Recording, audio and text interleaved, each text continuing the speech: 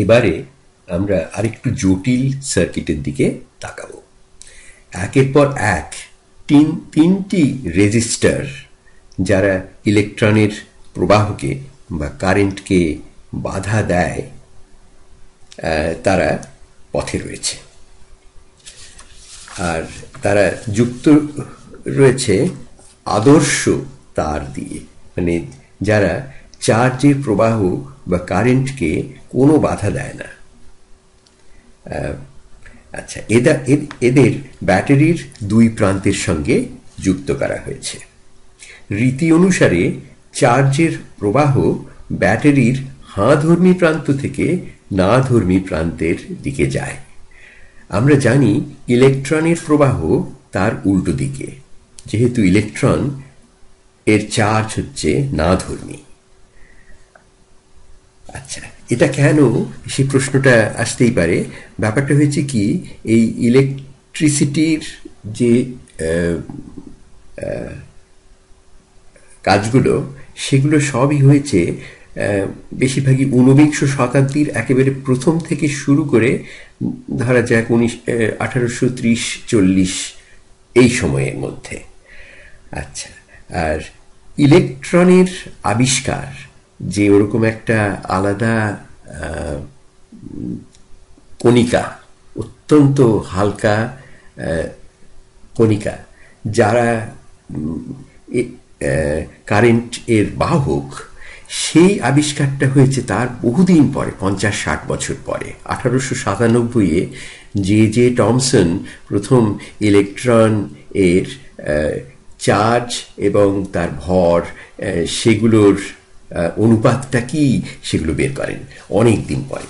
তো ততদিনে এই মানে বিশেষ করে ইঞ্জিনিয়ারিং জগতে, ইলেকট্রিক্যাল ইঞ্জিনিয়ারিং এর কাজকর্ম অনেক হয়েছে তার আগে, এবং এর আগেই, মানে ইলেকট্রন আবিষ্কারের আগেই ম্যাক্সওয়েল এবং ফ্যারাডে, এদের সমস্ত কাজ সম্পূর্ণ তখনকার বড় বড় যে সমস্ত পাঠ্যপুস্তক এই বিষয়ে লেখা, সেগুলো হয়ে গেছে।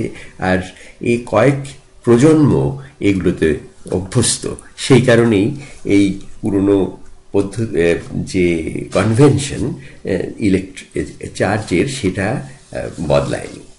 যাই হোক, এই রেজিস্টারদের নাম দেওয়া যাক R1, R2, R3।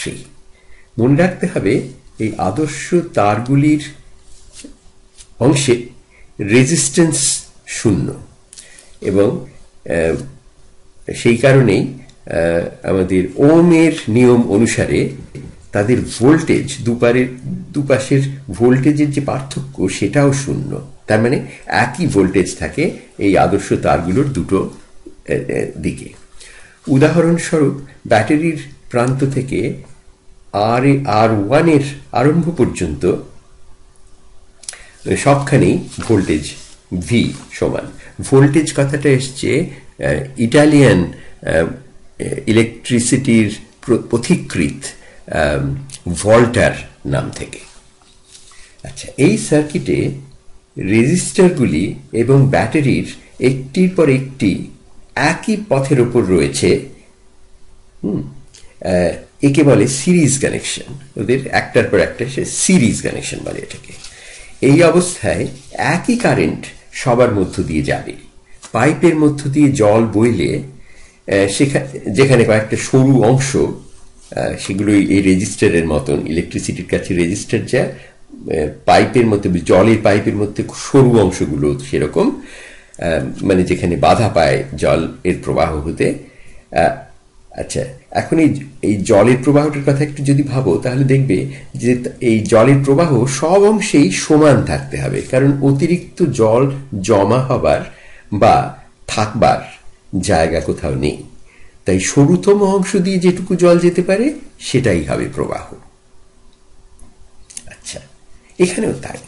সেই জন্যেই এই I1, এই I কে আমরা প্রথমে ধরে নিচ্ছি এরা আলাদা আলাদা যদি হয়, তাহলে এই বিভিন্ন অংশে এই সার্কিটটার I1, I2 এবং I3 যেরকম ভাবে ছবিতে দেখানো আছে সেরকম ধরা হয়েছিল।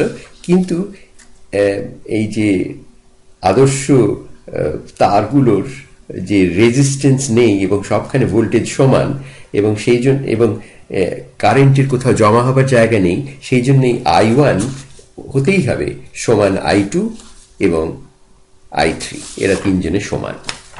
বিভিন্ন অংশের ভোল্টেজগুলো মাপা যেতে পারে ভোল্ট মিটার দিয়ে।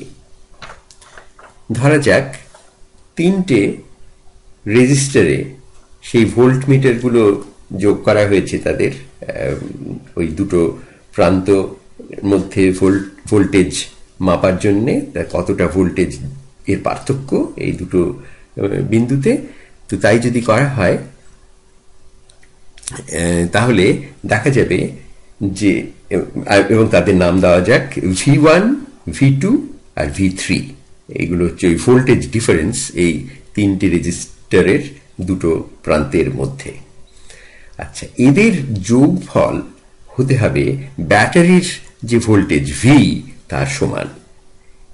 এবং আরেকটা কথা, যে ওম বলছেন যে V হবে সমান I হচ্ছে যেখানে পুরো যে কারেন্টটা বইছে ব্যাটারির এক প্রান্ত থেকে অন্য প্রান্তে, এবং আর যদি মানে পুরো রেজিস্ট্যান্সটা হয় এই সমস্ত সার্কিটটার, তাহলে এটা সত্যি যে এই ভি টোটাল যেটা, সেটা হচ্ছে ওই ভি ব্যাটারি, এবং সেটি হচ্ছে V1, V2 এবং V3-র যোগফলের সমান। এই যে আমরা V1, V2, V3 এই ভোল্ট মিটারগুলো দিয়ে যে মাপা হচ্ছে, যেগুলো এখন ছবিতে দেখানো হচ্ছে, এটা হচ্ছে V1, বুঝতে পারছো তো, R1 এর দুটো প্রান্ত, এবং V1টা হচ্ছে আবার I1 R1, সেটা কোথা থেকে আসছে? ওমের নিয়ম থেকে। সেই ঠিক একইভাবে V2 হচ্ছে I2 R2 এবং V3 হচ্ছে I3 R3। এবং এবারে পুরো সার্কিটটার দিকে যদি তাকাই, তাহলে যদি সেই সার্কিটটা দিয়ে I টোটাল পরিমাণ কারেন্ট পুরো জিনিসটার মধ্য দিয়ে প্রবাহিত হয়, এবং আর টোটাল যদি পুরো সার্কিটটার মধ্যে যত রেজিস্ট্যান্স তাদের যোগফল হয়, তাহলে I টোটাল আর টোটাল গুণফল, যেটা হচ্ছে আবার ওই ভিটারই সমান, ভি টোটালের সমান, কারণ ওমের ল এবার আমরা ব্যবহার করছি, সমান হবে I1 R1 যোগ I2 R2 যোগ I3 R3। আমরা দেখেছি ইলেকট্রনের কোথাও জমা হবার জায়গা না থাকার জন্যে I টোটাল সমান I1 সমান I2 সমান I3, এবং সেটা ব্যবহার করলেই দেখা যাচ্ছে যে আর টোটাল আমরা যাকে বলেছি, সেটা হচ্ছে R1, R2 এবং R3-র যোগফলের সমান। কাজেই আমরা প্রমাণ করলাম যে সিরিজ কানেকশন যদি এরকম হয় যে অনেকগুলো রেজিস্টার ইলেকট্রন প্রবাহ বা কারেন্ট প্রবাহের পথে রয়েছে একই রাস্তায়, তাহলে এই নিয়মটি ঠিক, যে মানে পুরো তাদের যোগ মানে পুরো রেজিস্ট্যান্স হচ্ছে তাদের ওই বিভিন্ন রেজিস্টারের যোগফলের সমান। আচ্ছা, মনে করো এখানে একটা ছোট্ট অঙ্ক কষা যাক। R1 হচ্ছে 2 ওম, রেজিস্ট্যান্সের যে একক তাকে ওম, এবং সেটা বড় হাতের ওমেগা গ্রিক অক্ষর দিয়ে তাদের বোঝানো হয়। কাজে R1 হচ্ছে 2 ওম, R2 হচ্ছে 3 ওম, আর R3 হচ্ছে 5 ওম, এবং এই ব্যাটারির ভোল্টেজটা হচ্ছে 20 ভোল্ট।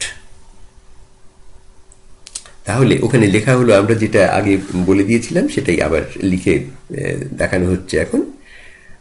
আচ্ছা, তাই এখানের মধ্যে ওই যে আর টোটাল সমান R1 যোগ R2 যোগ R3 বলা হয়েছিল, সেটাকে ব্যবহার করলেই আর টোটালটা হচ্ছে এই 2, 3 এবং 5 ওমের যোগফল, সেটা হচ্ছে 10 ওম।